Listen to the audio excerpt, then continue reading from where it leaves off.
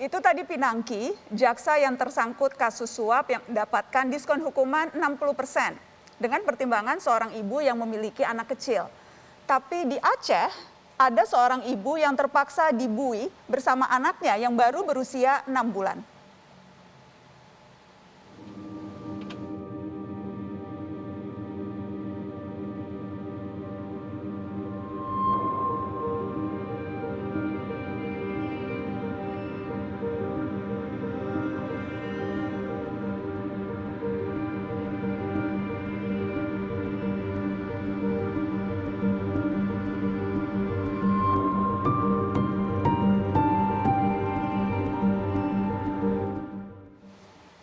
Mata Najwa sudah tersambung dengan Isma Haira di Aceh Utara. Assalamualaikum Bu Isma. Waalaikumsalam.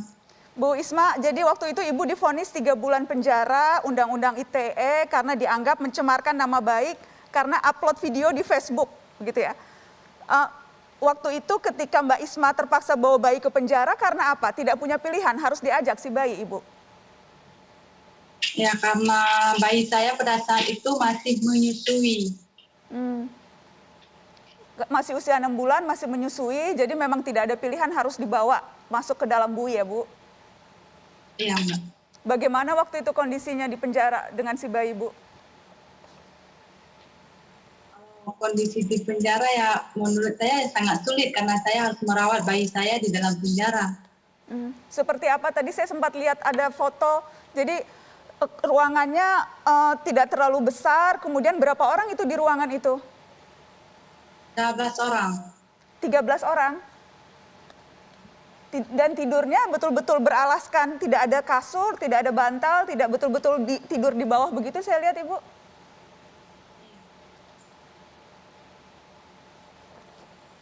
Bu Isma? Iya, cuma beralas tikar dari plastik itu aja, tidak ada bantal, tidak ada kasur, dan tidak ada selimut juga. Bagaimana bayi, Bu, waktu selama di LP, saya tidak bisa membayangkan, Ibu saja pasti sudah sulit harus bawa bayi umur 6 bulan dengan kondisi seperti itu. Apa yang Ibu bisa ceritakan ke kami, Bu? Pada saat itu, baru pertama masuk, malam pertamanya bayi saya langsung demam. Karena kondisi di sana panas, banyak nyamuk. Jadi bayi saya pada waktu itu langsung demam. Sempat bisa diobati, sempat ada tambahan fasilitas, sempat ada makanan khusus, atau sama sekali tidak ada, Ibu?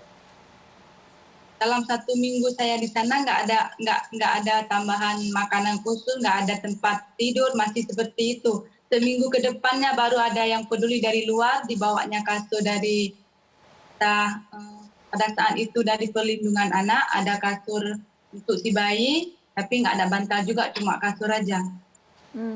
Jadi 2 minggu terpaksa harus ada di ruangan seperti itu, baru kemudian setelah 2 minggu ada perhatian dan dapat asimilasi bisa keluar. Jadi akhirnya 2 minggu di penjara bersama bayi ya, Bu? Bu Isma? Iya, Mbak, iya. Iya, dan ini karena Ibu dituduh mencemarkan nama baik gara-gara Ibu upload video di Facebook, begitu ya? Iya. Apa pengalaman ini, apa yang Ibu Isma lihat dari pengalaman Bu Isma harus menjalani proses hukum sampai masuk ke penjara bersama bayi 6 bulan, apa yang Ibu lihat dari seluruh proses ini, Ibu? Yang Ibu rasakan? Yang menurut saya sebenarnya kasus saya yang saya jalankan pada saat itu ada kejanggalan di prosesnya pun seperti tidak seadil-adilnya. Ibu tidak merasa mendapat keadilan begitu ya? Iya. Ibu paham tapi undang-undang ITE yang menjerat Ibu tahu sebelumnya atau juga sama sekali tidak tahu? Tidak tahu. Tidak tahu. Tidak tahu kalau upload video di Facebook ternyata ada orang bisa marah, merasa dicemarkan sampai harus masuk penjara, tidak pernah menyangka ya, Bu? Iya. Okay. Karena menurut saya niat dalam hati saya pada saat itu cuma untuk sebatas membela keluarga saya saja. Niatannya membela keluarga. Bu Isma, Ya. kalau kemudian itu pengalaman yang Ibu alami, kalau kemudian sekarang Ibu melihat penegakan hukum, ada koruptor yang dikurangi hukumannya sampai 60%, karena alasannya juga ada balita, Ibu bisa memahami itu atau tidak? Sebenarnya kalau dibandingkan dengan kasus saya tidak bisa paham kenapa orang yang lain bisa kayak gitu, saya nggak bisa. Ibu bertanya-tanya soal itu ya. Baik, Iya. baik. Saya mau ke Mas Bonyamin. Ini mungkin pertanyaan retorik, tapi tolong dijawab. Menurut Anda apa yang membedakan perlakuan hukum kasus Ibu Isma dengan kasus Pinangki? Jadi apa bedanya ya?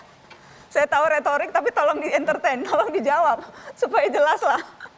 Ya, apapun rangkaian kingmaker itulah yang saya kira masih berpengaruh terhadap apapun yang didapatkan fasilitas oleh Pinangki sehingga berbeda dengan Bu Isma tadi gitu. Jadi bahwa kemudian privilege itu termasuk salah satunya akses itu. Jadi ketika yang bersangkutan punya akses kepada orang-orang yang punya pengaruh, maka kemudian ya otomatis dapat keistimewaan. Dan itu saya merasakan betul pada dari hari ke hari itu kan sampai sebenarnya saya pengen sudah close saja lah urusan Pinangki ini. Tapi menjadikan saya kemudian tiba-tiba ada yang bocori bahwa belum dieksekusi misalnya begitu. Sehingga saya memastikan memang belum dieksekusi baru saya komplain. Dan ada beberapa hal lain yang sebenarnya saya karena ini apapun saya tetap merah putih menjaga kehormatan lembaga termasuk Kejaksaan Agung, maka banyak hal yang tidak bisa saya buka. Karena itu nanti akan menjadikan lembaga ini jadi ikut tercemar. Saya berusaha ini hanya oknum, tapi nampaknya juga sulit juga karena sesuatu yang kingmaker ini masih berpengaruh sehingga kemudian pada posisi tertentu kalau akses itu orang juga cukup tinggi, maka ya otomatis mendapatkan. Kalau punya akses, punya privilege, kenal dengan orang dalam, atau memang justru aparat penegak hukum akan mendapatkan keistimewaan. Sementara Bu Risma, seorang ibu rumah tangga yang ada di Aceh Utara, yang harus dihadapi adalah seperti itu. Ya. Saya ingin ke staf khusus Presiden bidang hukum, ada Dini Santi Purwono. Selamat malam Mbak Dini. Selamat malam Mbak Nana, apa kabar? Baik, Alhamdulillah. Mbak Dini, disparitas hukum yang nyata ini ironi juga tidak menurut Anda?